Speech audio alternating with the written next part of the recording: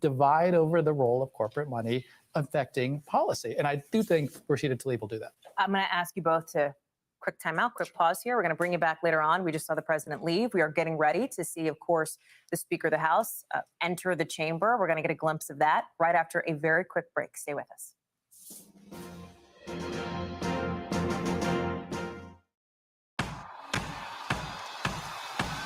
News is happening now. Look at what's making headlines around the world. Right now on Morning News Now. We're coming on the air with breaking news. And this is a significant moment. Whenever it happens, wherever you are, NBC News, streaming free now.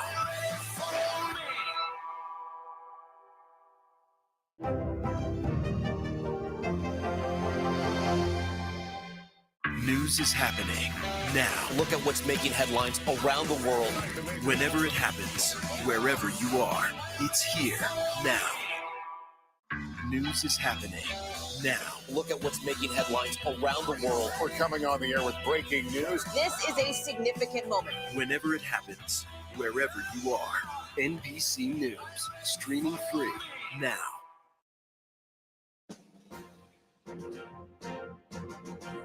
Look at those flashing lights flashing, if you will, down Pennsylvania Avenue. That, of course, is President Biden's motorcade as he makes his way now 8:35 Eastern time to the Capitol to deliver his State of the Union address in just about 25 minutes from now. Andrea Mitchell, our chief foreign affairs correspondent, is with us. Andrea, we both live in D.C. For me or you, that's a 15-minute trip. For President Biden, he's going slow. It's probably 6, maybe. Let's just hope he's not rewriting in the back seat. We've seen that before with Bill Clinton a couple of times. And we're, of course, the White House is hoping that there's no split screen moment. That's exactly right. Something breaking in Ukraine while he's on his way to the Hill. The president's going to get to the Hill, as you can see, obviously the building behind him there, a little bit early, right? He doesn't roll in and get right up there to the microphone. He sort of holds for a moment. He'll chat with people. We will see in just a couple of minutes the House Speaker, Nancy Pelosi, gavel in the House floor and begin to welcome members of both parties into the chamber. We're going to, I'm out of the corner of my eye looking at our control room wall to see what we can see from those live shots, because there's always, Andrea, these interesting moments that come up, interesting dynamics of people who may have some beef, may have some drama, who cross paths on the floor in the chamber before the speech actually gets started. Absolutely. And then there are the people who camp out to get places along the aisle. So there are a couple of members of Congress who always want to be seen with the president from either party. As he walks down the center aisle there. They want that moment. And we've seen them before. And we'll sort of watch that. But it'll be interesting to see what kind of reaction on the floor. Because you've got a divided Senate, you've got a divided Congress, the toxic atmosphere. Yeah. And are there going to be the cheers and the whoops and the welcoming for the approaching president of their party? Probably not. Let's just see what kind of reaction he gets. And here is House Speaker Nancy Pelosi preparing, of course, to gavel in. Let's listen for just a second and see if we can pull up her audio here as she is getting ready for this moment. United States Senate.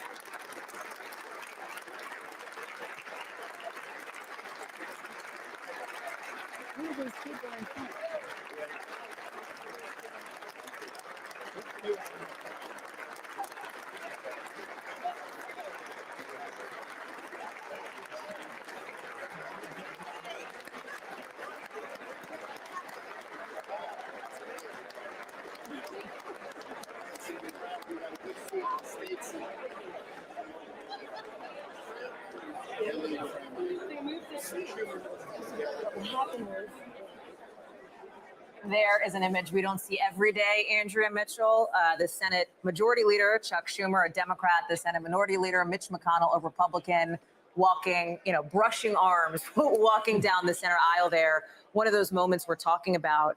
And just for folks, just to remind people, and I think folks know, two separate chambers, right? The House chamber and the Senate chamber. We don't often see the senators head over to the House. This is a moment. That's why they're all kind of walking in. Mitt Romney, you can see they're shaking hands with folks. And a number of retiring senators. Yeah.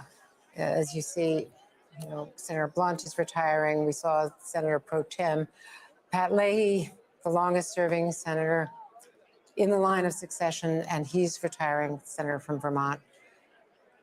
We And saw a lot of retirements on the House side, Hallie. Yeah. 31 Democrats retiring, which is a real signal with redistricting and with the Democrats really underwater in terms of polling. One of the interesting things here too, Andrew, that we haven't seen in a couple of years as you are watching all of the glad handing, I don't see a mask. There's not a mask in sight. It's optional. Nobody is required to wear them. That is new and different this year. And you can see Mitt Romney was looking, I think that was a Ukrainian flag pin, Andrew, that just fell off his lapel there. But COVID, right? This is a very visible symbol that COVID, at least in the eyes of Congress, is in the rearview mirror. And I know that you spoke with House Speaker Pelosi today, and she told you she will not have a mask on when she's sitting there at the dais behind President Biden. And she said she wouldn't because she believes that this is now acceptable. It is a large room. Everyone is being tested. And she said she would wear a mask if and she does when she's around her grandchildren who are too young to be vaccinated. And if she were, immunocompromised herself. Those are not bird watchers, by the way. Those are in some instances colleagues in the media, maybe some staffers, I don't know specifically who, using binoculars to be able to see the action on the floor below. They're sitting right up above to be able to look at everything that is happening down below, taking notes on their laptop, doing the reporting that we so often do. And the members are wearing these Ukrainian flag, these flag pins, as Speaker Pelosi was on her lapel. And these are pins that many of them got when they were in the bipartisan delegation to Munich. I was at that security conference. And that is one of the great bipartisan moments. And there you see the two women, the last speech we saw a year ago, they both had masks on. And two women on the podium, a very big change, obviously. And this could be the last time. We don't know what's going to happen with Speaker Pelosi, but if the midterms don't turn out well for the Democrats, this would be her last term, even though she's running again, but she would not be the speaker, obviously. A historic moment when we saw the two of them behind the president at his address to Congress last year. Exactly. Obviously this year, it continues to resonate with so many people across the country. Andrea Mitchell, it is so wonderful to have you. I know you have a lot more reporting to do, so we will release you from the bounds of this set. So thank you. We'll all be in it together. We'll all be in it together. I want to go as we keep an eye on this live shot too. Our colleague Garrett Haake, we told you 20 minutes ago that the next time we'd see him, he'd have a headset on. I actually don't even know if we have a visible shot, Garrett, because those reporters who is up above watching the floor action. Garrett, if you can hear me, friend, tell me what you see. Hey, Hallie. Yeah, when you were referencing the bird watchers with binoculars, I was one of them up here in the upper deck, keeping an eye on the floor with the other reporters here. We are behind the dais, so I can see everything in the chamber except the president, where he will be speaking. We're watching these lawmakers come in, and I was listening to your conversation with Andrea about masks, and from where I'm sitting, I don't see a single lawmaker wearing one, and I can tell you that was a subject of much discussion among Democrats today. The Office of the Attending Physicians, which sets the rules for this kind of thing, only changed their guidance over the weekend, and a lot of lawmakers who'd gotten very used to the House rules requiring them everywhere in the House side of the complex. We're very much in active discussion about whether they'd be wearing them today. And I think probably a lot of folks took their cues from Speaker Pelosi saying that she wouldn't be doing so. Certainly, Republicans had been agitating for those mask rules to change for quite some time. But now you see how it's Democrats and Republicans alike going maskless. And the other thing that's certainly clear from my vantage point is the colors in the room. A lot of times fashion is used to send a message at the State of the Union, whether it's wearing all black for Black Lives Matter, wearing it all white, as we saw a couple of years ago in honor of the suffragettes. Today, it is yellow and blue for the Ukrainian flag, not just those pins, but lots of members wearing scarves, jackets, yellow ties, kind of digging in their closets to make sure they have something to support the Ukrainian people. We're looking at this wide shot here, Garrett, and you can really see it, right? The pops of yellow and blue and some of these sartorial choices. And I'm told that they were handing out, actually, those Ukrainian flag pins, lapel pins, prior to House Speaker Pelosi gaveling in the chamber and the arrival of these senators as well. One of the interesting things here, too, we are in an era, and I'm not rattling the earth when I say this, of partisanship. Garrett, you know this. We have a 50-50 divided Senate, And yet, one of the things that's interesting when you see the Senate members interacting with the House members, the Senate is known as a bit more of a collegial chamber, right? It's known as a place that's a little bit it has that collegiality in a way that sometimes the House does not, as we look at Senator Warren there shaking hands too. And that plays out in an interesting way in some of these moments where we are watching free interaction, right? Everybody being able to greet everybody else on the floor. Yeah, and it's interesting. I was talking to a lawmaker earlier today who was bemoaning this point that the lawmakers themselves don't interact as much as they used to. They don't socialize with their spouses. They don't talk in the hallways as much as they might even have done pre-COVID. So an event like this with so many on the floor together at the same time, an opportunity for them to chat across, not just across the aisle, but across the chambers. I'm looking right now at Mitt Romney and Joe Manchin standing together on the Republican side of the House floor, having a chat with a couple of Republican House members who it is entirely possible they've never met. And so this kind of cross-pollination here is, I think, probably a really useful thing for this body. One of the things that our viewers are seeing right now is one of the boxes with the Ukrainian ambassador. That shot just went away, but Jeremy Bash, a significant guest, obviously. Yeah, she's going to get a standing ovation from both sides of the aisle. She represents, obviously, Vladimir Zelensky. And so President Biden is going to point to her and ask the country to rally around Ukraine. Yeah, absolutely. It's one of those moments, especially because there's so few guests, right? That oftentimes the president looks to and tries to make points around policy angles. But this is going to be a big moment for both Democrats and Republicans and this country to say, we stand firmly behind Ukraine.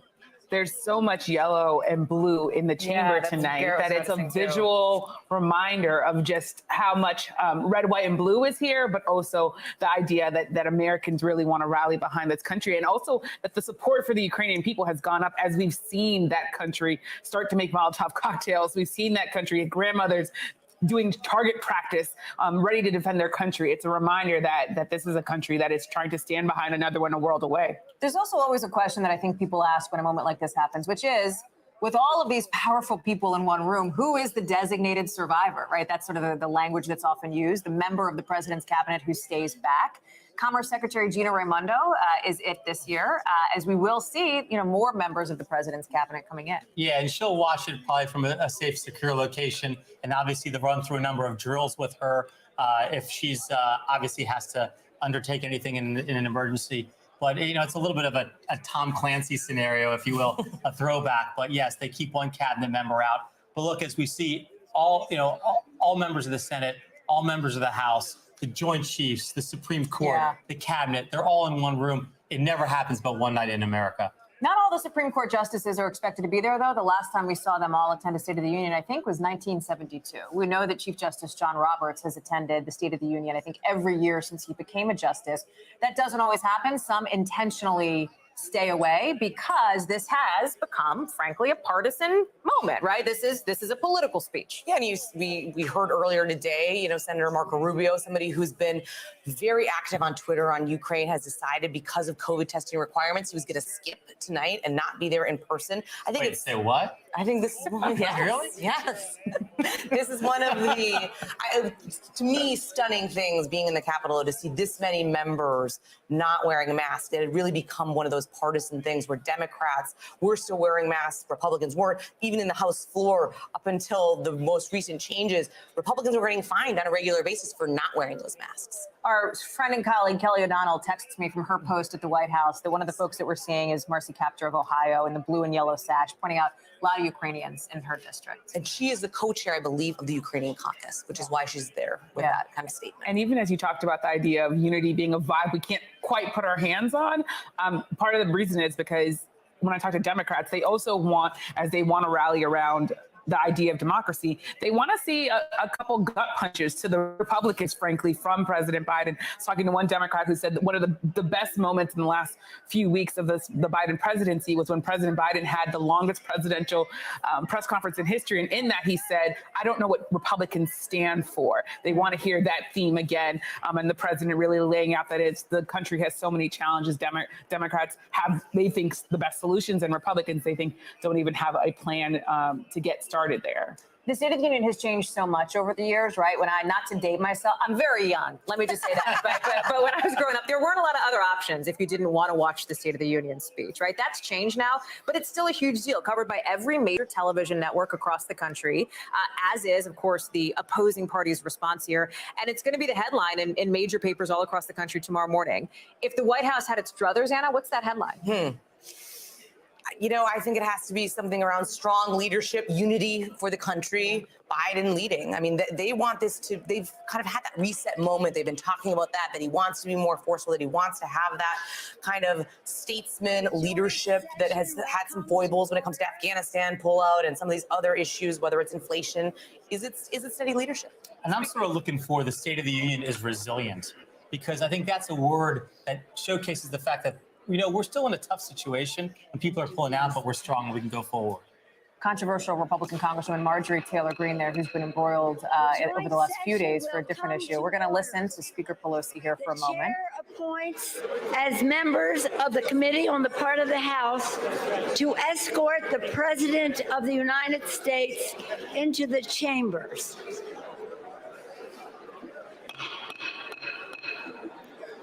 The gentleman from Maryland, Mr. Hoyer. The gentleman from South Carolina, Mr. Clyburn. The gentleman from Massachusetts, the gentlewoman from Massachusetts, Ms. Clark. The gentleman from New York, Mr. Jeffries. The gentleman from New York, Mr. Sean Patrick Maloney. The woman from Ohio, Ms. Capter. The gentlewoman from Delaware, Ms. Blunt Rochester. The gentleman from California, Mr. McCarthy. The gentleman from Louisiana, Mr. Scalise. The gentlewoman from New York, Ms. Stefanik. The gentleman from Louisiana, Mr. Mike Johnson. The gentleman from Alabama, Mr. Palmer. The gentleman from Oklahoma, Mr. Cole.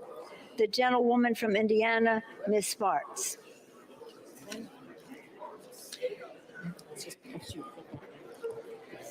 The President of the Senate, at the direction of that body, appoints the following senators as members of the Committee on the part of the Senate to escort the President of the United States into the House chamber. The Senator from New York, Mr. Schumer. I just want to explain what you're seeing in here. Vice President Kamala Harris and House Speaker Nancy Pelosi are naming the folks who are on the Escort Committee, right, who will be escorting the President and other dignitaries into the room. And this is, you know, an interesting moment here as we're seeing these interactions. And Yamiche, one of the things that you had said too, seeing Vice President Harris side by side with House Speaker Pelosi, Andrea Mitchell touched on that as well. For many Democrats, obviously in particular, a striking and important moment, and one that may not happen again next year, depending on how the midterms go. It's a good point, because you see these two women, and politics aside, they have the most power in politics that women have had in a generation. And it's so striking to see them standing there. And it's also striking to see the second gentleman waving, kind of doing what you see a spouse usually do. Right. Talking now. Doing his ceremonial role. We're seeing this shot again with the Ukrainian ambassador. Yeah, so I think all of that is really important. But you bring up a good point, which is that the midterms are around the corner. And as all of this is happening, Nancy Pelosi's leadership is on the line now. The next moment that we will see, of course, is going to be some of the entries into the chamber. You're going to see the House Sergeant at Arms do the traditional call out, Anna. That is sort of the sound that we associate so well with the State of the Union. And we're getting close to that at this point. Yes, that drama of coming in with that loud voice, which really is the start of this experience. We're about to hear it.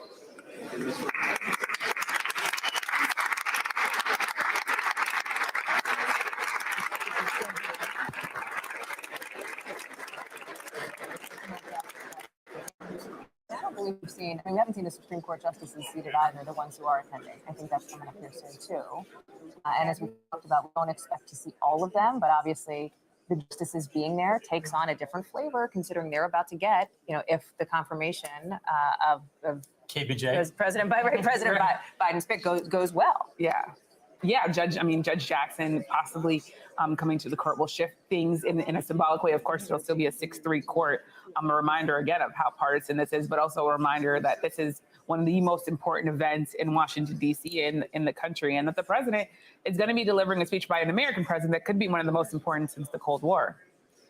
Yeah, what's interesting too here is oftentimes when you're in the chamber, you're watching to see who's the kind of sitting out on the aisle, because there's a lot of members who flock to that. They like to do it. Unfortunately, because of COVID, they are in assigned seats now, so it's a little less crowded than what you would kind of typically expect. Can't game the system, show up early, pull an Elliot angle, Exactly. like try to be in the camera shot.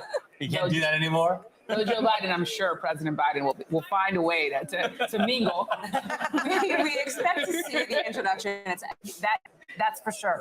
We expect to see at some point soon the introduction, of course, of First Lady Jill Biden. We've been taking some of these shots as we are living in these live pictures here of the box where she has guests. And we've talked a lot about the ambassador of Ukraine. And Jeremy Bash, you've referenced what her presence means, the participation of her here. But there are other guests as well. There are kids from, well, it was one child from around the country, right? Kids from around the country, because you would imagine President Biden will talk about the importance of schools opening back up, the impact of the pandemic on kids, for example. You have Frances Haugen, the Facebook whistleblower, she's become known, who will be attending as well, fitting into the president's speech as it relates to social media and the impact that these social media platforms can have.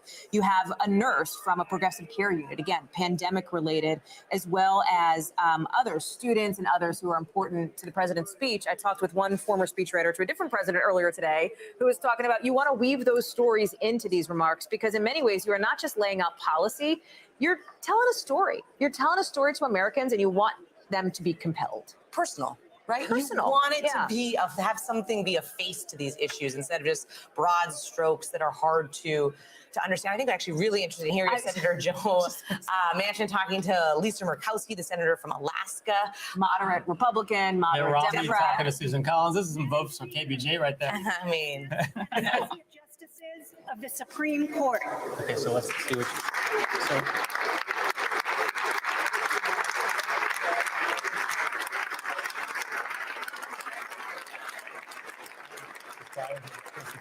Justice Kagan, Justice Kavanaugh, and I see Justice Amy Coney Barrett there. I believe it is her first State of the Union address that she is attending. Keep in mind, there was only one Supreme Court justice present last go round, right, because of the pandemic. Chief Justice Roberts. There was Justice Kavanaugh shaking hands with General McConnell, who's the Chief of Staff of the Army, one of the members of the Joint Chiefs, and that's the Supreme Court members shaking hands with the Joint Chiefs. A great spectacle of American leadership.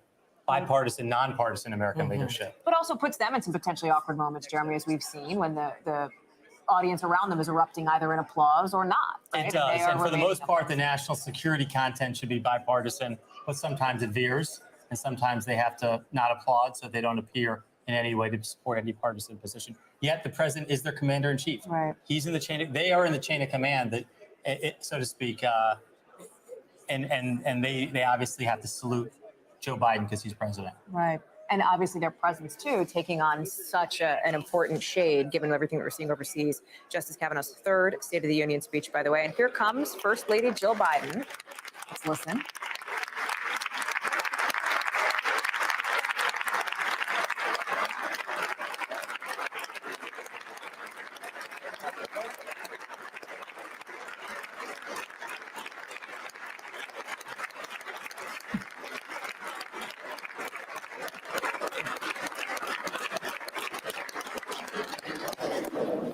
A big hug there from the First Lady to the Ukrainian ambassador. And this is not a position with which she is unfamiliar, right? I mean, she has attended these in her capacity as the second lady in years past. Yes. And she was obviously here, again, for the address from President Biden last go around. Not a formal State of the Union. This is the formal State of the Union speech.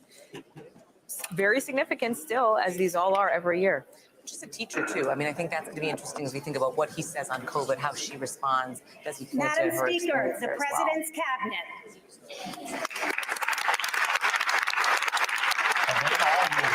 And they will all be applauded. No, they want their job is for them, whether they should clap. You're right. And there are, you look at somebody like Tony Blinken, right? The Secretary of State who's coming in, who's shaking hands. Who knows, many of these people from his roles in different capacities elsewhere. He was the staff director of the Senate Foreign Relations Committee, and of course, Secretary Austin, who was before that the CENTCOM commander, so he goes deep with a lot of these members as well. And those are the two guys who are managing the U.S. participation in the NATO alliance to stand up to Vladimir Putin. I have to think that they've been consulting even, not just obviously on strategy and on tactics here, but with what we will hear from President Biden as he outlines his position and really takes on Vladimir Putin as we expect him to do in this speech tonight as he has done so far. Yeah, especially because this was a speech that had to be revised and revised and revised as things in Eastern Europe continue to deteriorate. You know that the Secretary of State, the Defense Secretary are important figures, but at a time like this, they have become the core people that he's been interacting with and talking to in the last few days. And I will also say, talking earlier about sort of President Biden having to connect with people and tell a story, people who have covered Joe Biden know he can tell a story, only because of who he is, but also because of his own life experiences, having lost children, having lost a wife. He is someone who can dig deep and try to empathize with people in a way that others can't. It's been really interesting watching so many of these cabinet members are former members of the House or they're kind of embracing their colleagues in ways. You see Sheila Jackson-Lee really talking to lots of folks on the end. She's kind of one of those perennial line standers that likes to get into the mix there. And those assigned seats are being unassigned. They made it to the aisle.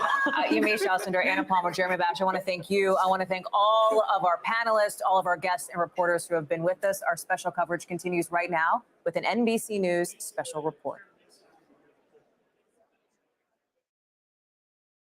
1 year into office, facing massive challenges at home and abroad.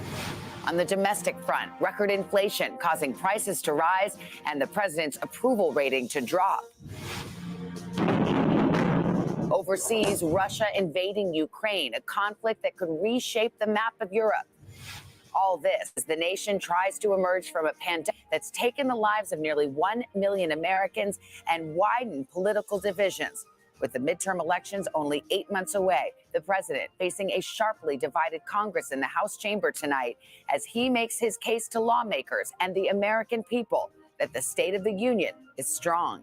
From NBC News, President Biden's State of the Union. Live from Washington, here are Lester Holt and Savannah Guthrie. And good evening from Washington. I'm Savannah Guthrie here with Lester Holt. In just moments from now, President Joe Biden will enter the House chamber to give his first official State of the Union address.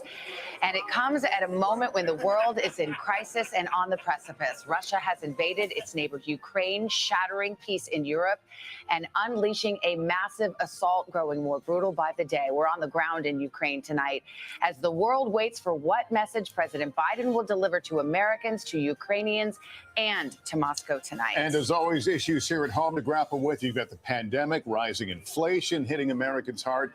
Any moment now, we expect the sergeant at arms to announce the president's arrival. There's a big difference from last year, and that is the size of the crowd. All members of Congress were invited to attend tonight's address. And listen to this, masks are optional, something we have not seen since the start of the pandemic. Everyone in attendance was required to show a negative PCR test prior to entry. We're also seeing ramped up security tonight. The fencing that went up around the Capitol following the January 6th insurrection is back with National Guard troops on standby. I want to go right to NBC's chief White House correspondent, Peter Alexander. Peter, good evening. Lester, good evening to you and Savannah. To be clear here, President Biden's aides say there is no question that this is a different speech than he would have been giving just a couple of weeks ago, punctuating one of the most consequential periods of his presidency in the midst of the Russian invasion, only days after announcing his pick to be the first black woman on the Supreme Court. This is a high-stakes balancing act. Ukraine, I'm told, will be a dominant theme. The president will try to demonstrate his leadership on one of the greatest threats to European stability since World War II and to deliver a rebuke to Vladimir Putin for what he will call a premeditated and unprovoked war. And we have just learned tonight that the president will announce that the U.S. will close its airspace to Russian aircraft. Still, his challenge this evening, a job approval, as you note, that's at an all-time low. Americans dissatisfied with his handling of crime and immigration and inflation. Look for him to express empathy with those economic struggles, detailing how he's working to cut costs to help working families. And I'm going to be watching his tone tonight in this deeply divided country Officials here are previewing what they call a unity agenda, focusing on priorities that have been historically bipartisan. And Lester and Savannah, just moments ago, we learned that the designated survivor during tonight's State of the Union will be the Commerce Secretary, Gina Raimondo. All right, Peter, thank you. We want to turn now to our chief foreign correspondent, Richard Engel. He is in Ukraine's capital city of Kyiv tonight. As we see some of the military members, General Milley, of course, in the House chamber tonight. We saw Tony Blinken. Richard, you are in Kyiv. This is a city that is surrounded. Russian forces engaging in a 6-day brutal assault, one that is expected to get even worse as the days wear on. What is the situation you're seeing on the ground at this hour? There is a lot of concern, particularly with what is happening in the city of Kharkiv, and people are worried that what is happening to the second city in this country could be the fate of Kyiv. Kharkiv right now is completely surrounded by Russian forces. It is being attacked from the outside by Russian artillery, airstrikes, missiles. And then just a short while ago, according to Ukrainian intelligence, there was a Russian air assault into the city itself. And they worry that this pattern could repeat itself on a city twice its size, the city of Kyiv, with first Russia encircling the city, then attacking it, and then landing troops inside. And just a short while ago, the president of Ukraine, Zelensky, made an appeal. He said that this country needs help, that without more assistance, it is not going to be able to confront Russia on its own. Up until now, the Ukrainian military has been able to keep the Russians at bay and has been putting up a heroic defense. But a new kind of tactic would be much more difficult. And Richard, the president has entered the House chamber. We expect this walk to last quite a few minutes, as it often does. He'll greet some of the members of Congress, the assembled guests. We've seen several members of the Supreme Court, the cabinet. And again, no masks in the chamber tonight. Well, masks were optional and many have chosen not to wear them. So we're starting to see that return to normalcy. We want to bring in NBC's political director and moderator of Meet the Press, Chuck Todd, and our chief Washington correspondent, Andrea Mitchell. And watching this, it struck me that it feels like we're about to see a wartime speech, but this country is not at war, but it is one that Americans certainly have followed with great interest and have certainly felt the pain and some of the soul-crushing moments we've witnessed in that part of the world. You know, it's interesting. The president actually has an opportunity tonight that I don't think he would have had 2 weeks ago, which is more people are going to tune into the speech. It's going to be a little less of a partisan audience. You know, the past few states of the union have very much, you could almost feel, you see it where, if one party watches its president, the other party doesn't. Tonight, with the uncertainty of what's going on in Ukraine, the uncertainty of the threats from Putin, the president has an opportunity to talk to some people he hasn't perhaps been able to talk to in a while. Now, that's the challenge, of course, of this speech is to see if what he says penetrates the public. I think he's had a hard time penetrating and getting them to listen to what he has to say in domestic politics. I do think this is his wheelhouse. This is what he has, in some ways, been preparing his whole professional life for, is this moment to manage a crisis in Europe. So he's perhaps ready for this moment. And so the opportunity tonight to meet it. And as I turn to you, Andrea, our chief foreign affairs correspondent, I mean, this is a moment for history. This is a moment where the president is likely to talk about the forces for democracy versus the forces of a dictator and set it in quite stark terms. And he's hoping, as we see the president handing the speech, the text to the vice president, of course, and the Speaker of the House, he's hoping that all the Republican criticism that he did not move quickly enough to arm Ukraine will now be resolved because they have taken decisive action. I have the high privilege and distinct honor of presenting to you the President of the United States.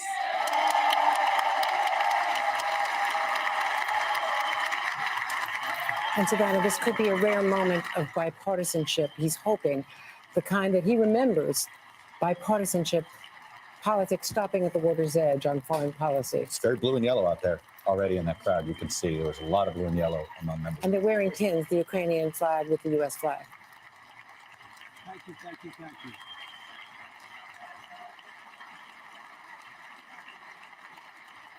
Thank you all very much. Thank you, gentlemen. Thank you. Thank you. Thank you all very, very much. Thank you. Please. Thank you so much. Madam Speaker, Madam Vice President, our First Lady and Second Gentleman, members of Congress and the Cabinet, Justices of the Supreme Court, my fellow Americans. Last year, COVID-19 kept us apart. This year, we're finally together again. Tonight,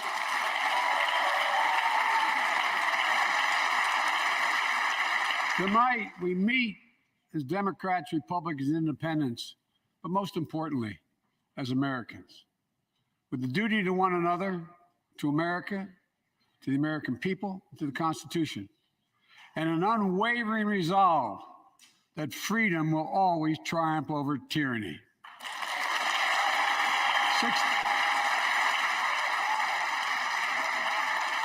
Thank you.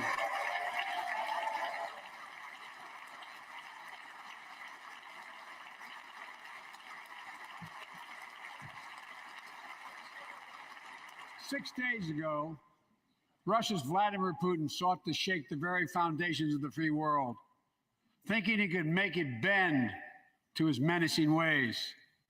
But he badly miscalculated. He thought he could roll into Ukraine and the world would roll over. Instead, he met with a wall of strength he never anticipated or imagined. He met the Ukrainian people.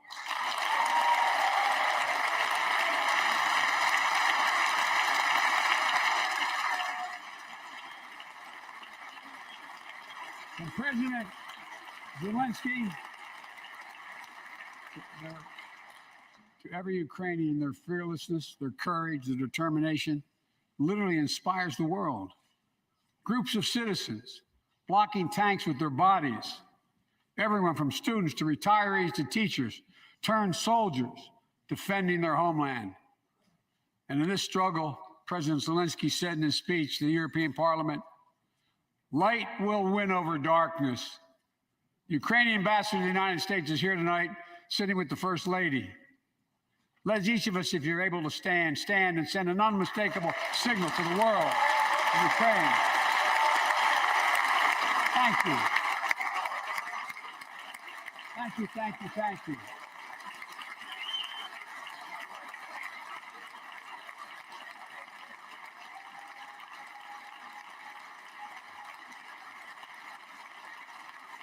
She's bright, she's strong, and she's resolved.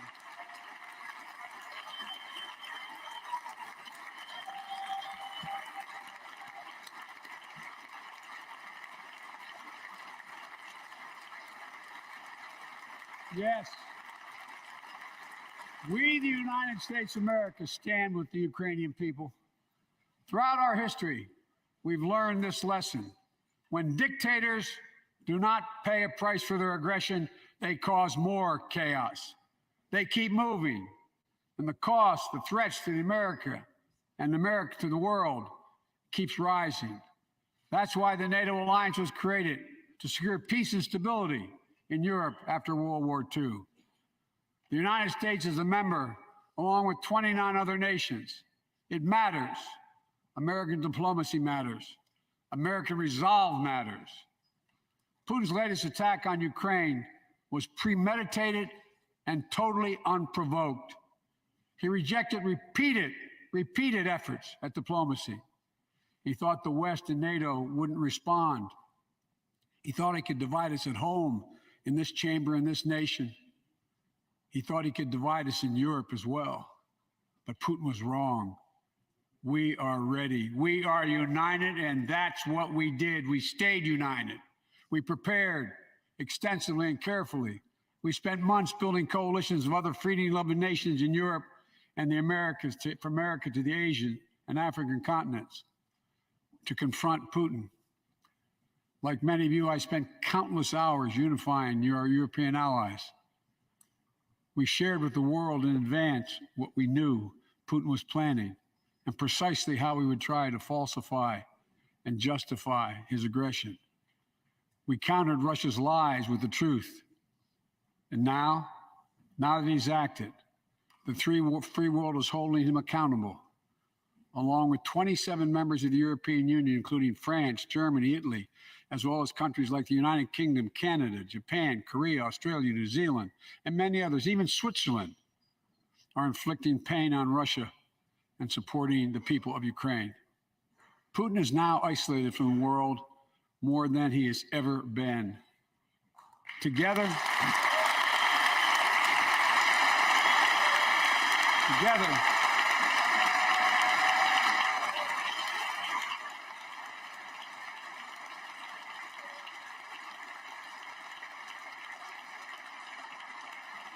along with our allies, we are right now enforcing powerful economic sanctions.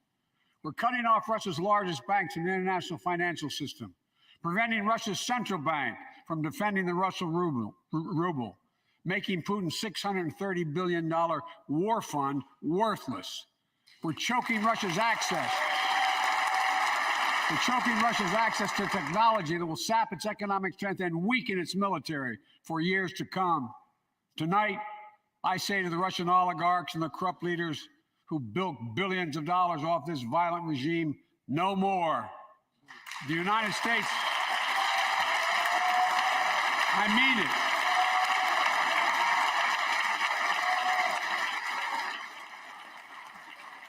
The United States Department of Justice is assembling a dedicated task force to go after the crimes of the Russian oligarchs. We're joining with European allies to find and seize their yachts, their luxury apartments, their private jets. We're coming for your ill-begotten gains. And tonight, I'm announcing that we will join our allies in closing off American airspace to all Russian flights, further isolating Russia and adding additional squeeze on their economy.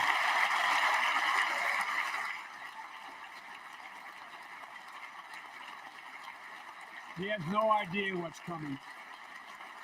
The ruble has already lost 30% of its value. The Russian stock market has lost 40% of its value, and trading remains suspended. The Russian economy is reeling, and Putin alone is the one to blame. Together with our allies, we're providing support to the Ukrainians in their fight for freedom. Military assistance, economic assistance, humanitarian assistance. We're giving more than $1 billion of direct assistance to Ukraine, and will continue to aid the Ukrainian people as they defend their country and help ease their suffering.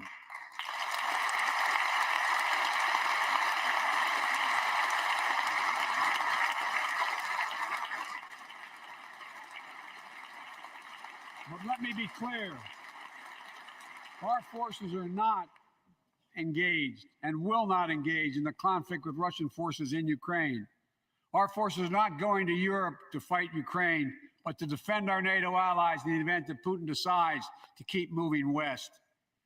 For that purpose, we have mobilized American ground forces, air squadrons, ship deployments to protect NATO countries, including Poland, Romania, Latvia, Lithuania, and Estonia. And as I've made crystal clear, the United States and our allies will defend every inch of territory that is NATO territory with the full force of our collective power. Every single inch.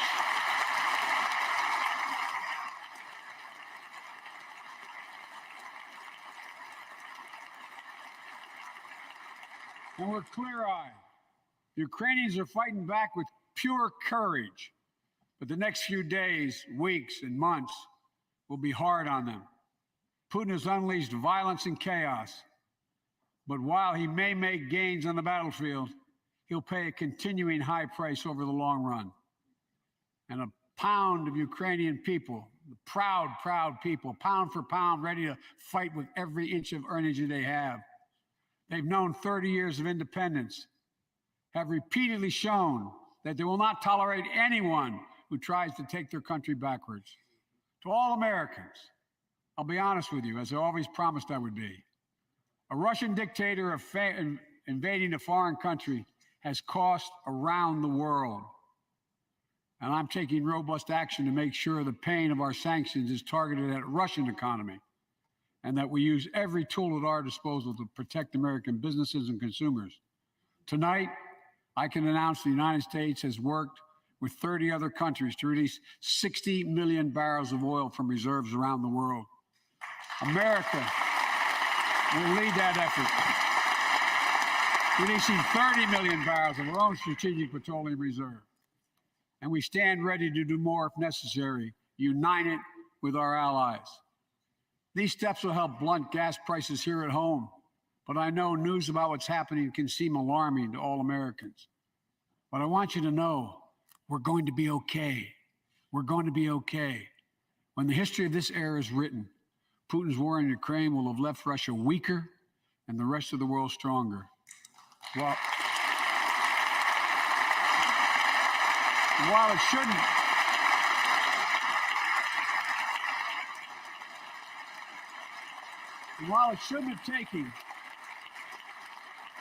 have taken something so terrible for people around the world to see what's at stake, now everyone sees it clearly. We see the unity among leaders of nations, a more unified Europe, a more unified West.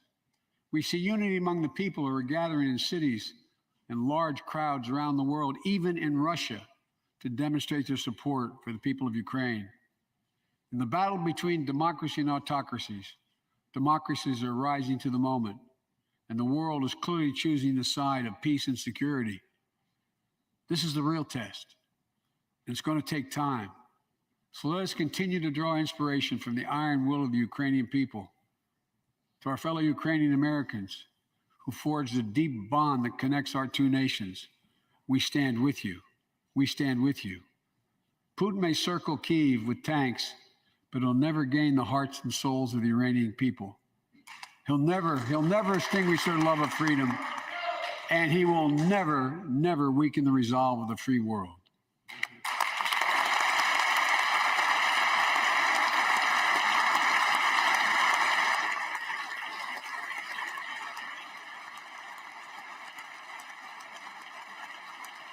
We meet tonight in an America that has lived through two of the hardest years this nation has ever faced.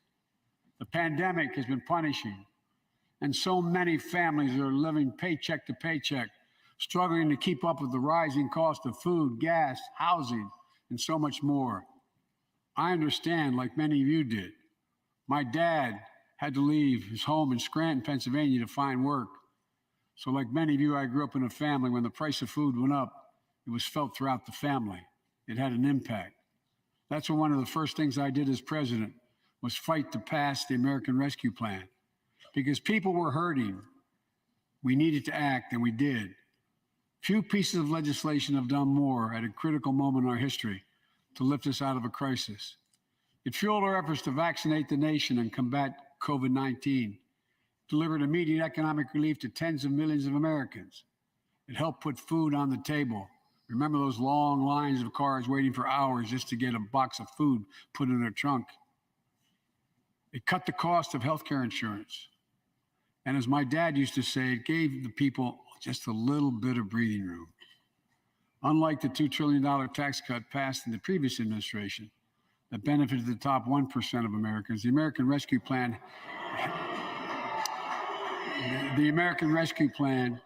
helped working people and left no one behind. Folks,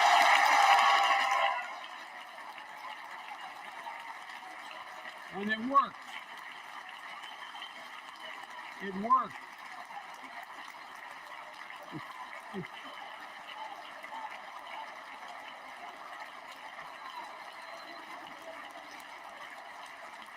It worked. We created jobs, lots of jobs. In fact, our economy created over 6.5 million new jobs just last year. More jobs in 1 year than ever before in the history of the United States of America. The economy grew at a rate of 5.7 last year, the strongest growth rate in 40 years. And the first step in bringing fundamental change to our economy that hasn't worked for working people in this nation for too long. For the past 40 years, we were told the tax break for those at the top and benefits would trickle down and everyone would benefit.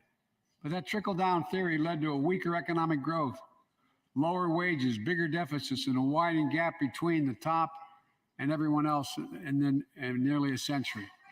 Look, Vice President Harris and I ran for office and I realize we have fundamental disagreements on this, but ran for office with a new economic vision for America.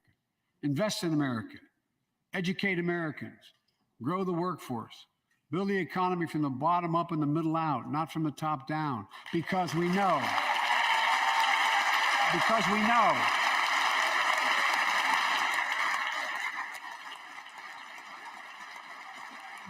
know when the middle class grows, the poor will way up and the wealthy do very well. America used to have the best roads, bridges, and airports on earth. And now our infrastructure is ranked 13th in the world. We won't be able to compete for the jobs of the 21st century if we don't fix it. That's why it was so important to pass the bipartisan infrastructure law. And I thank my Republican friends to join, to invest, and rebuild America. The single biggest investment in history. It was a bipartisan effort, and I want to thank the members of both parties who worked to make it happen. We're done talking about infrastructure weeks. We're now talking about an infrastructure decade. And look, it's going to transform America, to put us in a path to win the economic competition of the 21st century that we face with the rest of the world, particularly China. I've told Xi Jinping it's never been a good bet to bet against the American people. We'll create good jobs for millions of Americans, modernizing roads, airports, ports, waterways, all across America. And we'll do it to withstand the devastating effects of climate change and promote environmental justice. We'll build a national network of 500,000 electric vehicle charging stations. Begin to replace the poisonous lead pipes so every child, every American has clean water to drink at home and at school. We're going to provide affordable, high-speed internet for every American, rural, suburban, urban, and tribal communities. 4,000 projects have already been announced. Many of you have announced them in your districts. And tonight, I'm announcing that this year, we will start fixing over 65,000 miles of highway and 1,500 bridges in disrepair. And folks,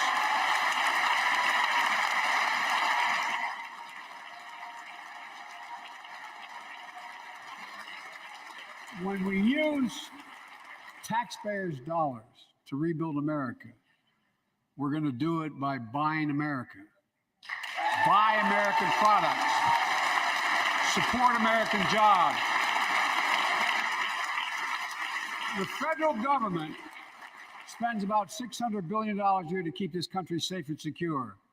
There's been a law on the books for almost a century to make sure taxpayers' dollars support American jobs and businesses. Every administration, Democrat or Republican, says they'll do it, but we're actually doing it. We'll buy America to make sure everything from the deck of an aircraft carrier to the steel on highway guardrails is made in America from beginning to end. All of it, all of it.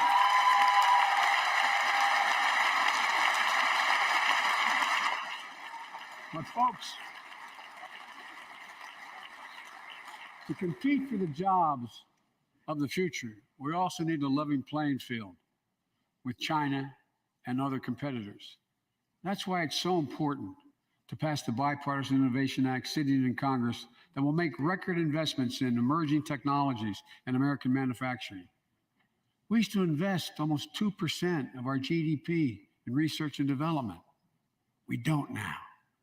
China is. Let me give you one example why it's so important to pass. If you travel 20 miles east of Columbus, Ohio, you'll find 1,000 empty acres of land. It won't look like much, but if you stop and look closely, you'll see a field of dreams, the ground on which America's future will be built. That's where Intel, the American company that helped build Silicon Valley, is going to build a $20 billion semiconductor megasite, up to 8 state-of-the-art factories in one place, 10,000 new jobs. And in those factories, the average job about $135,000 a year. Some of the most sophisticated manufacturing in the world to make computer chips the size of a fingertip. The power of the world in everyday lives, from smartphones, technology, the internet, technology is yet to be invented. But that's just the beginning. Intel CEO Pat Gelsinger, who is here tonight, I don't know where Pat is. Pat, there you go. Pat, stand up.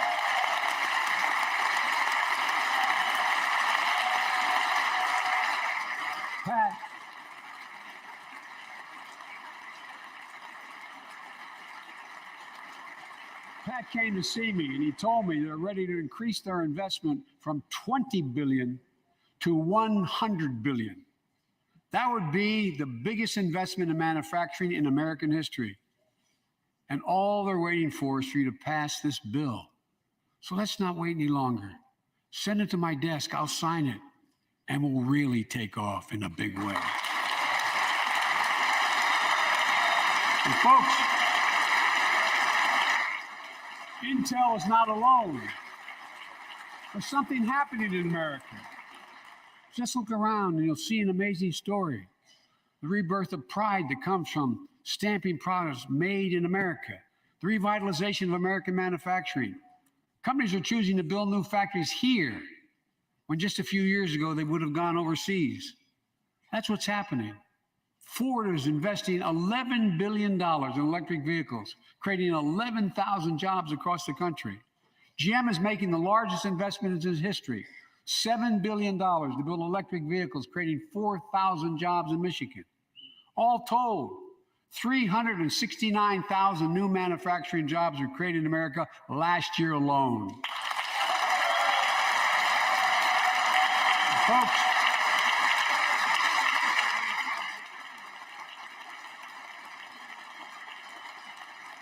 powered by people I've met like JoJo Burgess from generations of union steelworkers in Pittsburgh, who's here tonight. Where are you, JoJo? There you go. Thanks, buddy. As Ohio Senator Sherrod Brown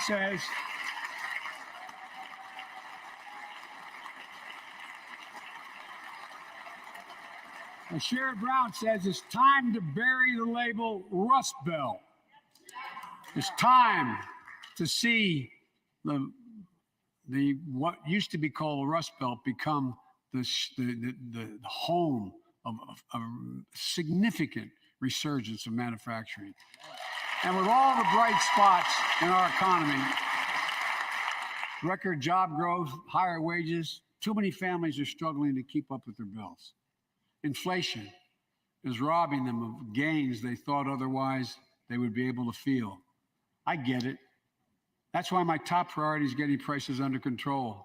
Look, our economy roared back faster than almost anyone predicted. But the pandemic meant that businesses had a hard time hiring enough people because of the pandemic to keep up production in their factories. So you didn't have people making those beams that went into buildings because they were out. The factory was closed. The panic also disrupted the global supply chain. Factories close. When that happens, it takes longer to make goods and get them to the warehouses, to the stores, and prices go up. Look at cars last year. 1/3 of all the inflation was because of automobile sales. There weren't enough semiconductors to make all the cars that people wanted to buy. And guess what? Prices of automobiles went way up, especially used vehicles as well. And so we have a choice. One way to fight inflation is to drive down wages and make Americans poorer. I think I have a better idea to fight inflation. Lower your costs, not your wages. And folks,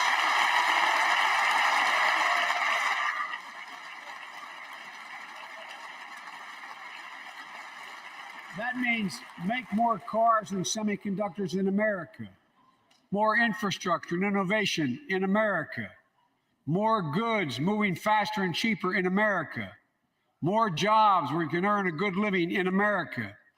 Instead of relying on foreign supply chains, let's make it in America. Look,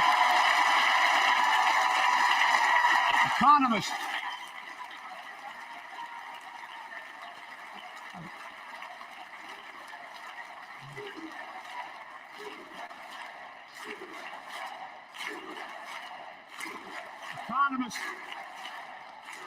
call this increasing the productive capacity of our economy. I call it building a better America. My plan to fight inflation will lower your costs and lower the deficit. 17 Nobel laureates in economics said my plan will ease long-term inflationary pressures. Top business leaders, and I believe most Americans support the plan. And here's the plan. First, cut the cost of prescription drugs. We pay more for the same drug produced by the same company in America than any other country in the world. Just look at insulin. 1 in 10 Americans has diabetes. In Virginia, I met a 13-year-old boy, the handsome young man standing up there, Joshua Davis. He and his dad both have type 1 diabetes, which means they need insulin every single day. Insulin costs about $10 a vial to make. That's what it costs the pharmaceutical company. But drug companies charge families like Joshua and his dad up to 30 times that amount. I spoke with Joshua's mom. Imagine what it's like to look at your child who needs insulin to stay healthy and have no idea how in God's name you're going to be able to pay for it. What it does to your family, but what it does to your dignity, your ability to look your child in the eye, to be the parent you expect yourself to be. I really mean to think about that. That's what I think about. You know, yesterday, Joshua's here tonight, but yesterday was his birthday. Happy birthday, buddy, by the way. For Joshua and 200,000 other young people with type 1 diabetes, let's cap the cost of insulin at $35 a month so everyone can afford it. And drug companies will do very, very well, their profit margin. While we're at it, I know we have great disagreements on this floor with this. Let's let Medicare negotiate the price of prescription drugs.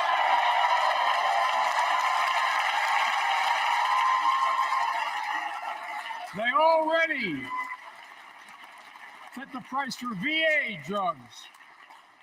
Look, the American Rescue Plan is helping millions of families with Affordable Care Act plans to save them $2,400 a year on their health premiums. Let's close the coverage gap and make these savings permanent. And second,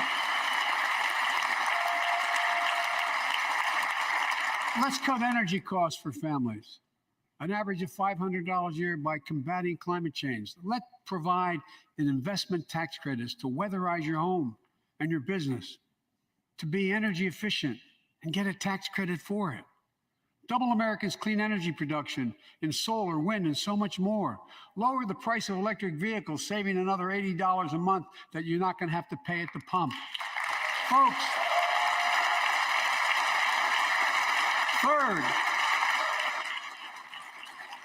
the third thing we can do to change the standard of living for hardworking folks is cut the cost of child care. Cut the cost of child care. Folks, if you live in a major city in America, you pay up to $14,000 a year for child care per child. I was a single dad for 5 years, raising 2 kids. I had a lot of help, though. I had a mom, a dad, a brother, and a sister that really helped. But middle class and working folks shouldn't have to pay more than 7% of their income to care for the young children. My plan would cut the cost of child care in half for most families and help parents, including millions of women who left the workforce during the pandemic because they couldn't afford child care, to be able to get back to work, generating economic growth. But my plan doesn't stop there. It also includes home and long-term care, more affordable housing, pre-K for 3- and 4-year-olds. All these will lower costs for families. And under my plan, nobody, let me say this again, nobody earning less than $400,000 a year will pay an additional penny in new taxes. Not a single penny.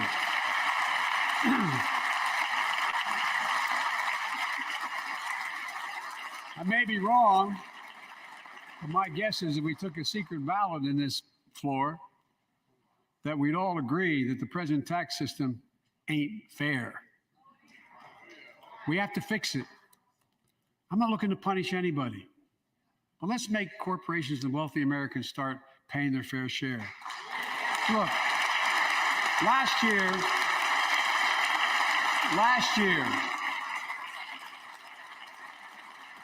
like Chris Coons and Tom Carper and my distinguished Congresswoman, we come from the land of corporate America.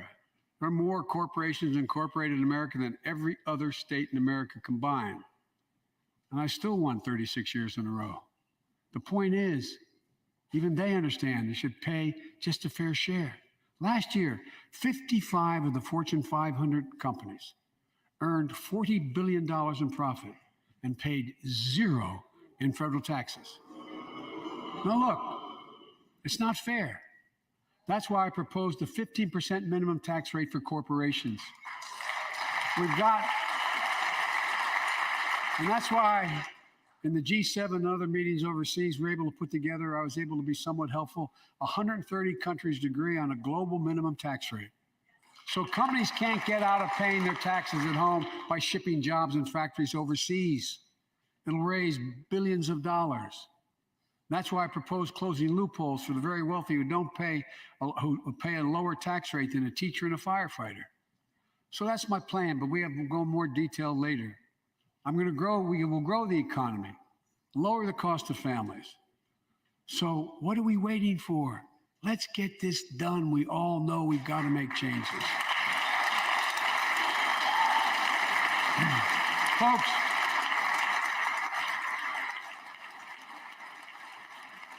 and while you're at it, confirm my nominees for the Federal Reserve, which plays a critical role in fighting inflation.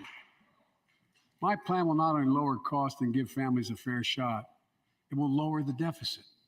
The previous administration not only ballooned the deficit with those tax cuts for the very wealthy and corporations, it undermined the watchdogs, the job of those to keep pandemic relief funds being wasted. Remember we had those debates about whether or not those watchdogs should be able to see every day how much money was being spent, where was it going to the right place? But in my administration, the watchdogs are back. And we're going to go after the criminals who stole billions of relief money meant for small business and millions of Americans. Tonight, I'm announcing that the Justice Department will soon name a chief prosecutor for pandemic fraud.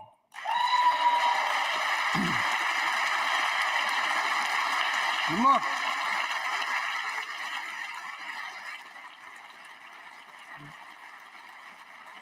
I think we all agree, thank you.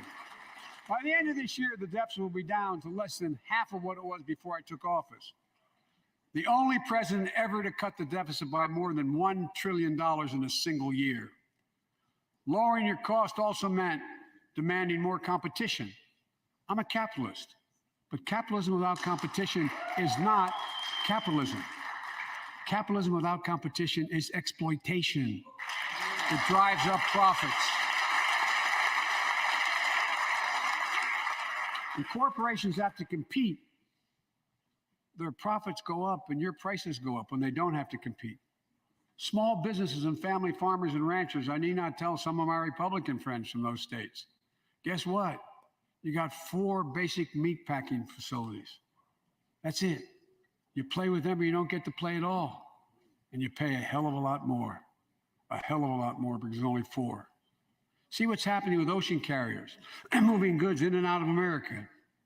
During the pandemic, about half a dozen or less foreign-owned companies raised prices by as much as 1,000% and made record profits. Tonight, I'm announcing a crackdown on those companies overcharging American businesses and consumers. And folks,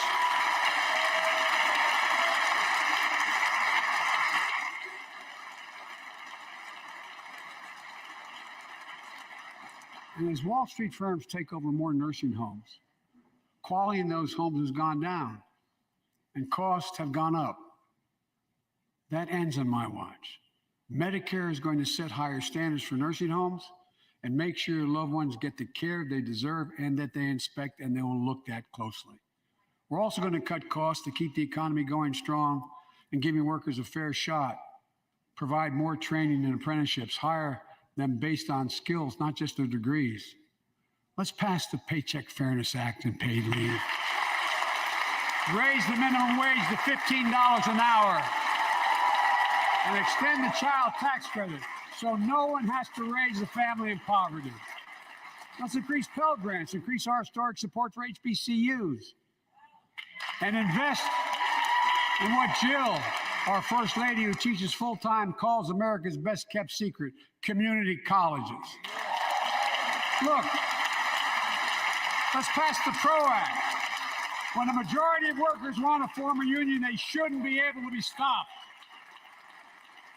When we invest in our workers and we build an economy from the bottom up and the middle out together, we can do something we haven't done in a long time, build a better America. For more than 2 years, COVID has impacted every decision in our lives and the life of this nation. And I know you're tired, frustrated, and exhausted. That doesn't even count the close to 1 million people who sit at a dining room table or a kitchen table and look at an empty chair because they lost somebody. But I also know this, because of the progress we've made, because of your resilience and the tools that we have been provided by this Congress, tonight I can say we're moving forward safely back to a more normal routines. We've reached a new moment in the fight against COVID-19, where severe cases are down to a level not seen since July of last year. Just a few days ago, the Center for Disease Control and Prevention issued a new mask guidelines. Under the new guidelines, most Americans and most of the country can now go mask-free. And based on projections, more of the country will reach a point across the next couple of weeks. And thanks to the progress we've made in the past year, COVID-19 no longer need control our lives. I know some are talking about living with COVID-19, but tonight I say that we never will just accept living with COVID-19. We'll continue to combat the virus as we do other diseases.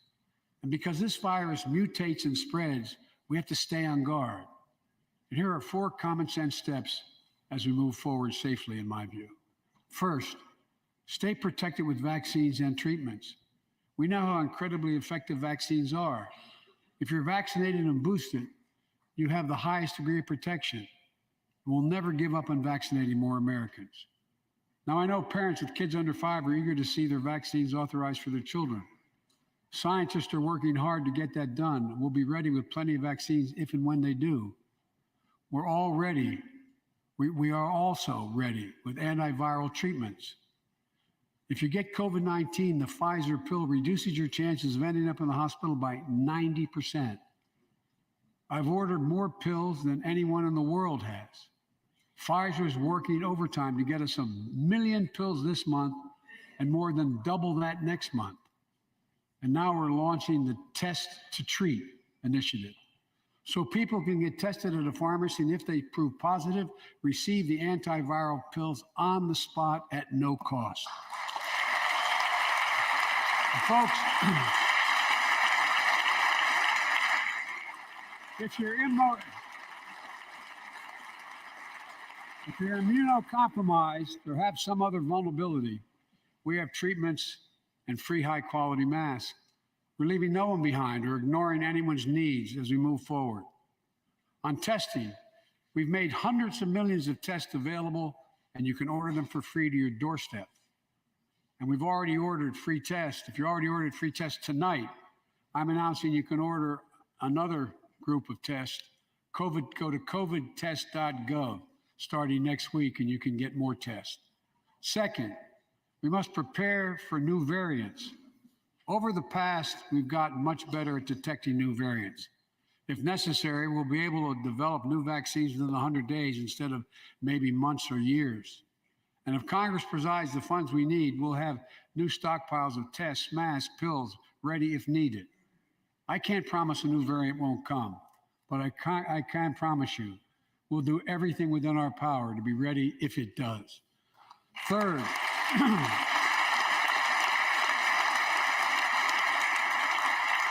we can end the shutdown of schools and businesses.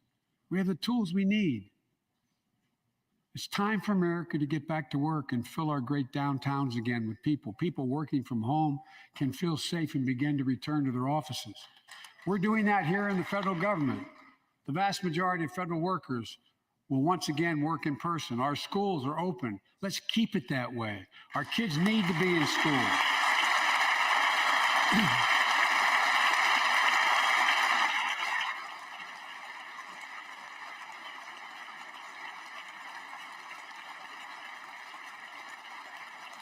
With 75% of adult Americans fully vaccinated and hospitalizations down by 77%, most Americans can remove their masks and stay in the classroom and move forward safely. We achieved this because we provided free vaccines, treatments, tests, and masks. Of course, continuing this costs money, so I'll not surprise you. I'll be back to see you all. And I'm going to soon send a request to Congress. The vast majority of Americans have used these tools and may want again. We may need them again. So I expect Congress, and I hope you'll pass that quickly. Fourth, we'll continue vaccinating the world. We've sent 475 million vaccine doses to 112 countries, more than any nation on earth. We won't stop because you can't build a wall high enough to keep out a vaccine. The vaccine can stop the spread of these diseases. You know, we've lost so much in COVID-19, time with one another. The worst of all, much the loss of life. Let's use this moment to reset. So stop looking at COVID as a partisan dividing line. See it for what it is, a god-awful disease. Let's stop seeing each other as enemies and start seeing each other for who we are, fellow Americans. Look,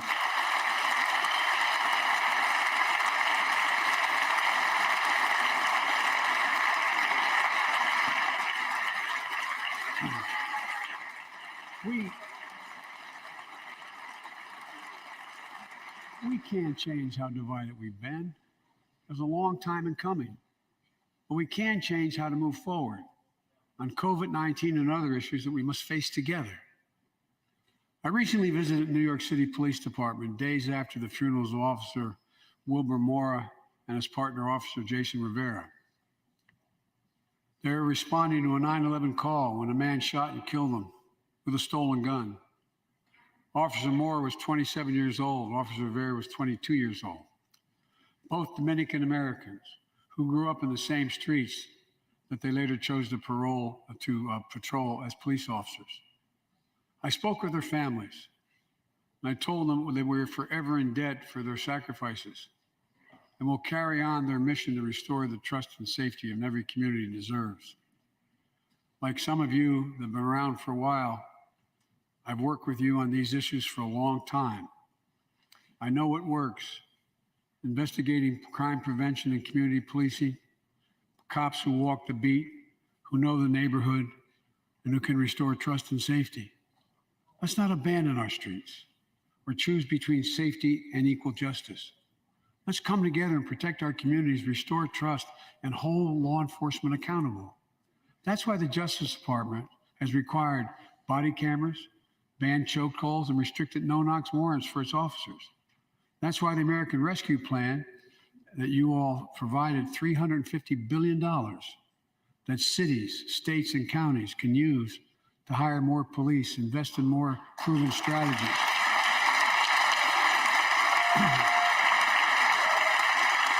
Proven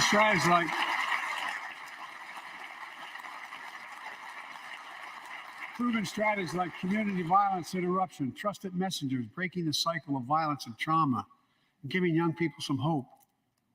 We should all agree the answer is not to defund the police, it's to fund the police. Fund them. Fund them.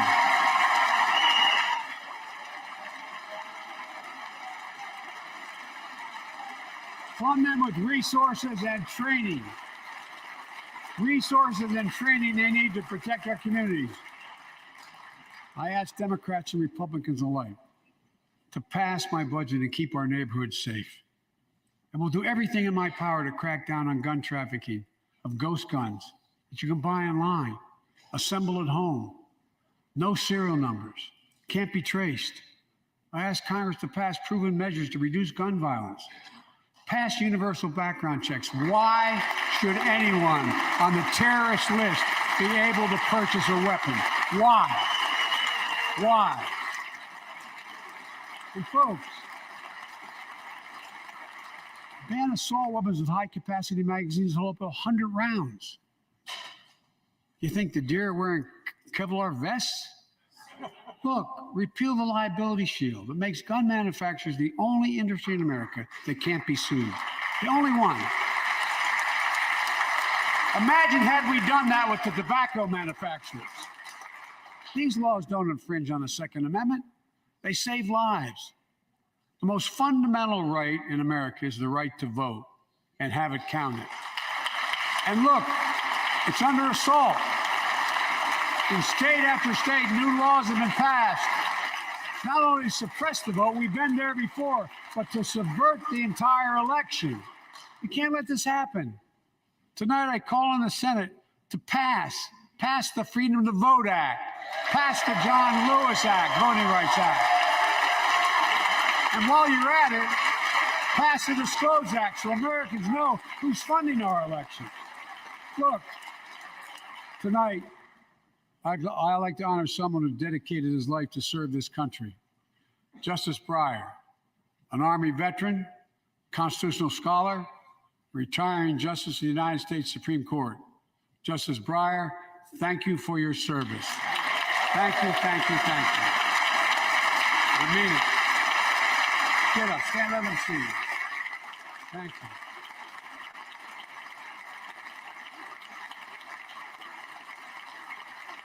And we all know, no matter what your ideology, we all know one of the most serious constitutional responsibility a president has is nominating someone to serve on the United States Supreme Court. As I did 4 days ago, I've nominated the Circuit Court of Appeals, Ketanji Brown Jackson, one of our nation's top legal minds, who continue in Justice Breyer's legacy of excellence. A former top litigator in private practice, a former federal public defender, from a family of public school educators and police officers. She's a consensus builder. Since she's been nominated, she's received a broad range of support, including the Fraternal Order of Police and former judges supported by Democrats and Republicans. Folks, if we're to advance liberty and justice, we need to secure our border and fix the immigration system.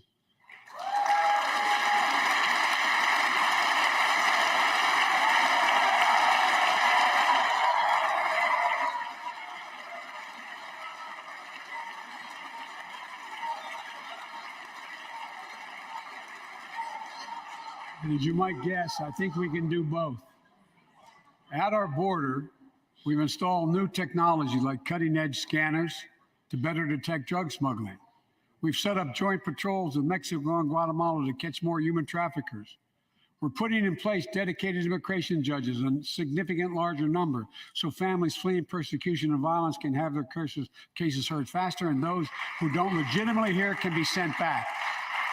We're screening, we're securing commitments and supporting partners in South and Central America to host more refugees and secure their own borders.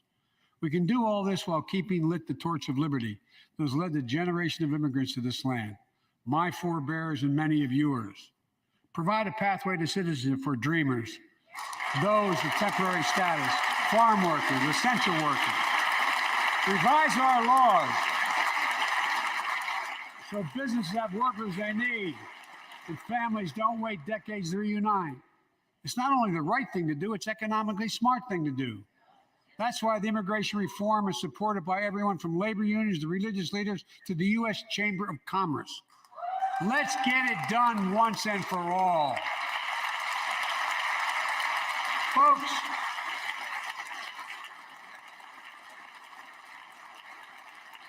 advancing liberty and justice also requires protecting the rights of women. The constitutional right affirmed by Roe v. Wade, standing precedent for half a century, is under attack as never before. If you want to go forward, not backwards, we must protect access to health care, preserve a woman's right to choose, and continue to advance maternal health care for all Americans. And folks, for our LGBTQ plus Americans, let's finally get the Bipartisan Equality Act to my desk. The onslaught of state laws targeting transgender Americans and their families, it's simply wrong. And I said last year, especially to our younger transgender Americans, I'll always have your back as your president so you can be yourself and reach your God-given potential. Folks,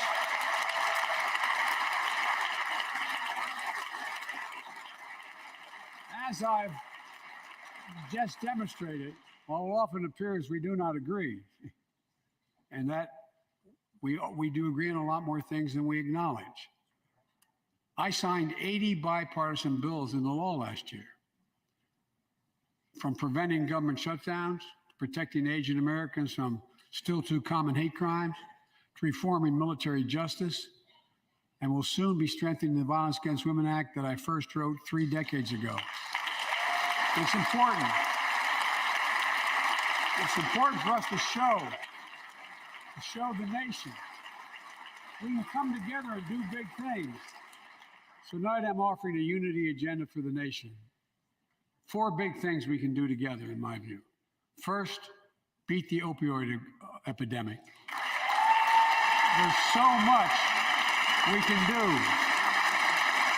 Increase funding for prevention, treatment, harm reduction, and recovery. Get rid of outdated rules and stop doctors stop doctors from prescribing treatments. Stop the flow of illicit drugs by working with state and local law enforcement to go after the traffickers. And if you're suffering from addiction, you should know you're not alone. I believe in recovery, and I celebrate the 23 million Americans in recovery. Second, let's take on mental health, especially among our children whose lives and education have been turned upside down. The American Rescue Plan gave schools money to hire teachers and help students make up for lost learning. I urge every parent to make sure your school does just that. They have the money.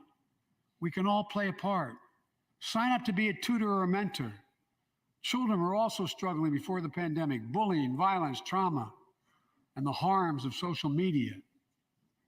As Frances Haugen, who is here tonight with us, has shown, we must hold social media platforms accountable for the national experiment they're conducting on our children for profit.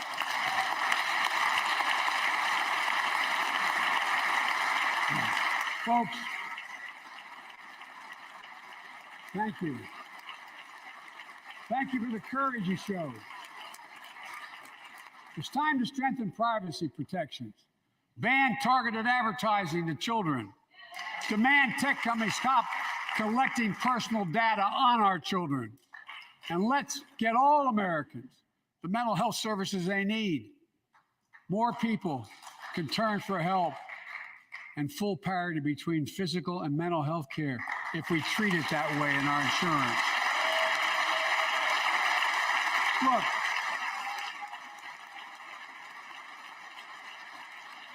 the third piece of that agenda is support our veterans.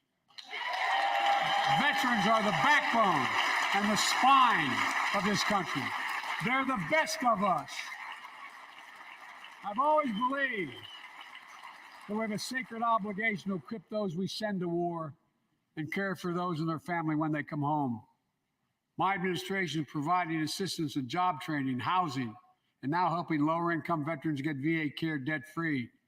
And our troops in Iraq and Afghanistan have faced many dangers. one being stationed at bases breathing in toxic smoke from burn pits. Many of you have been there. I've been in and out of Iraq and Afghanistan over 40 times. These burn pits that incinerate waste, the waste of war, medical and hazardous material, jet fuel, and so much more. And they come home, many of the world's fittest and best trained warriors in the world. Never the same. Headaches, numbness, dizziness. A cancer that would put them in a flag draped coffin. I know. One of those soldiers was my son, Major Beau Biden. I don't know for sure if the burn pit that he lived near, that his hooch was near in Iraq and earlier than that in Kosovo, is the cause of his brain cancer, the disease of so many other troops. But I am committed to find out everything we can, committed to military families like Danielle Robinson from Ohio, the widow of Sergeant First Class Heath Robinson. He was born a soldier, Army National Guard, combat medic in Kosovo and Iraq, stationed near Baghdad, just yards from burn pits the size of football fields. Danielle is here with us tonight. They love going to Ohio State football games.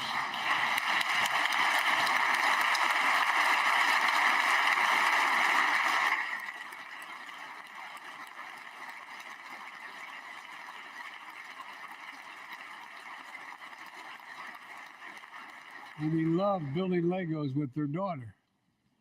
But cancer from prolonged exposure to burn pits ravaged Heath's lungs and body.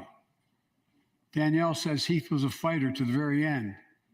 He didn't know how to stop fighting, and neither did she. Through her pain, she found purpose to demand that we do better. Tonight, Danielle, we are going to do better. The VA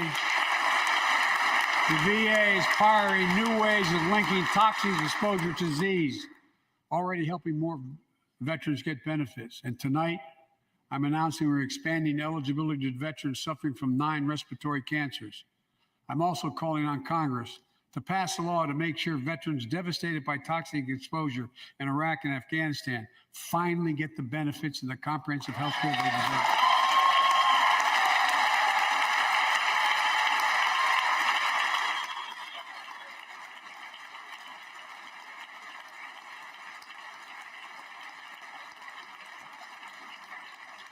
And fourth and last, let's end cancer as we know it. This is personal.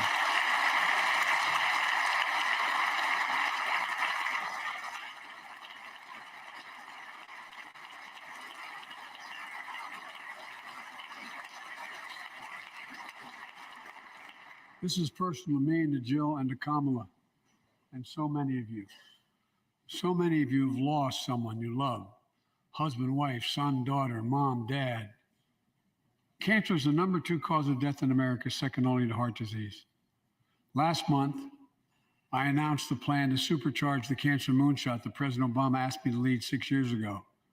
Our goal is to cut cancer death rates by at least 50% over the next 25 years. I think we can do better than that. Turn cancers from death sentences into treatable diseases. More support for patients and their families. To get there, I call on Congress to fund what I call ARPA-H, Advanced Research Projects Agency for Health, patterned after DARPA and the Defense Department. Projects that led in DARPA to the internet, GPS, and so much more to make our forces more safer and be able to wage war with more clarity. ARPA will have a singular purpose: to drive breakthroughs in cancer, Alzheimer's and diabetes, and more. A unity agenda for the nation. We can do these things. It's within our power, and I don't see a partisan edge to any one of those 4 things. My fellow Americans, tonight, we've gathered in this sacred space, the citadel of democracy, in this Capitol, Generation after generation of Americans have debated great questions amid great strife and have done great things. We fought for freedom, expanded liberty, debated totalitarianism and terror. We built the strongest, freest, and most prosperous nation the world has ever known. Now is the hour, our moment of responsibility, our test of resolve and conscience, of history itself. It is in this moment that our character of this generation is formed. Our purpose is found. Our future is forged. Well, I know this nation. We'll meet the test, protect freedom and liberty, expand fairness and opportunity, and we will save democracy. As hard as those times have been, I'm more optimistic about America today than I've been my whole life, because I see the future that's within our grasp, because I know there's simply nothing beyond our capacity. We're the only nation on earth that has always turned every crisis we faced into an opportunity. The only nation that can be defined by a single word: possibilities. So on this night, on our 245th year as a nation, I've come to report on the state of the nation, the State of the Union. And my report is this: the State of the Union is strong because you, the American people, are strong. We are stronger today. We are stronger today than we were a year ago. And we'll be stronger a year from now than we are today. This is our moment to meet and overcome the challenges of our time. And we will, as one people, one America, the United States of America. God bless you all, and may God protect our troops. Thank you. Go get him. Let's go get him. President Biden speaking for a little over an hour in his first State of the Union speech, spending about the first 10 or 11 minutes talking about the situation in Ukraine and the American-led coalition of countries that have stood up to Vladimir Putin. But what we saw just a few minutes ago, about 6. Okay. So I'm going to take that off here, and I'm going to go over some points that I took as far as for just some notes from there. I'm going to take a deeper dive into it in like a video tomorrow. I know I don't know how many of you are still on originally, but we're going to go over a few points here that I picked up out of the State of the Union address. So the primary reason I even aired this on my channel, I was looking to see if he was going to mention anything about the regulation. I expected stuff as far as for like the Ukraine and Russia situation, inflation, obviously, but I wanted to see if he was going to mention anything about the regulation, because technically speaking, that was supposed to happen like pretty much like a few days after the invasion. So I'm assuming that this kind of got pushed back because of that, or it's just not at the like the top 5 things that are important right now. So I was wanting to see if he was going to hit at that tonight, and he did not. So another thing that I got from this, as far as for the plans going forward with Russia and Ukraine, I know he can't really speak on like the Fed issues and stuff like that, because I'll say he has influence, but it's not ultimately up to him as far as for how the Fed deals with inflation and stuff like that. So we still have no concrete information on that. And as far as for any resolutions or peace talks with Ukraine and Russia, there was nothing as well. So it looks like there is no certainty on that aspect as well. So I saw that he pushed the bipartisan building plans. That is, I wouldn't necessarily say that's bullish for the economy, because that's technically something he was pushing in general. So I don't expect it to have like a really huge effect like on stocks or anything like that. He didn't say anything. Overall, I said the speech is pretty neutral. He didn't say anything devastating or to cause markets to react more different than they have been the last few days. That's one of the reasons I was looking to see about the crypto regulation, because I know how volatile crypto is. And if he'd have said something, we probably would see a reaction, probably as he was still speaking.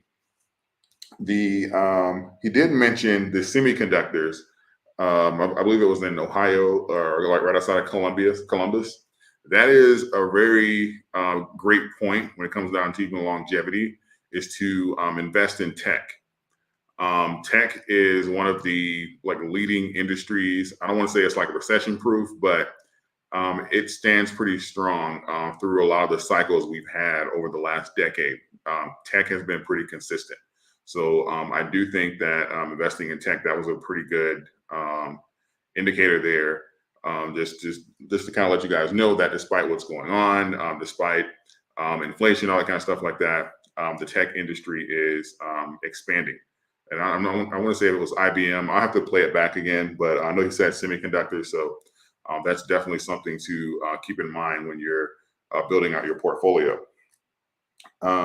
Fighting inflation, raising taxes, all that kind of stuff like that. Again, that's normal conversation. He didn't say anything to cause panic or shock market value, anything other than he said previously, right? So tomorrow, not expecting, at least not directly related to something he said today, I'm not expecting any type of reactions in the market. He did say he's going to extend the child tax credit, which technically speaking, I was expecting some of these green candles and stuff that we're seeing primarily just because of people getting tax returns, and those are for the ones that were still bullish in the market or believe that we had kind of priced in a lot of price action. I expected them to start taking positions. So going forward, I know we're pretty much like a good part of the way through tax season this year, but that's something to keep in mind and to keep an eye on, because that can be a catalyst for the next few years when you're looking to invest around this time or right after the 30-day wash period. In December, when people sell off to get their taxes down, that's something to consider going forward. So let's see, semiconductors, the inflation, that's the biggest thing we have coming up. It looks like the Fed meeting is still on for March 16th. So we're going to have to just definitely keep an eye on that to kind of get an idea of what we're going to be doing as far as for how aggressive we're going to be with points and the frequency of hikes. So as I mentioned, I think we're going to get 0.25%, but we're going to have to see here. I think it's largely going to play out as far as for how the handling of the Russia and Ukraine situation. So those are my brief notes from this video and from the State of the Union address. I'll probably chop this up or do another one tomorrow after I play it back and give some more insight as far as for what I see that's coming. Doge is pretty much still holding up. So again, no shock value to the crypto market, which is great. So I'm not expecting any major moves in the morning when the regular markets open up. So I'll chop this up and I'll get a more formal one out, or at least a condensed version without the speech out tomorrow. So as always, thank you guys for watching. Hit the like button, subscribe, share the video, and I will see you guys tomorrow. And thank you guys for tuning in and sharing your thoughts and stuff like that in the chat. I appreciate you. Thank you.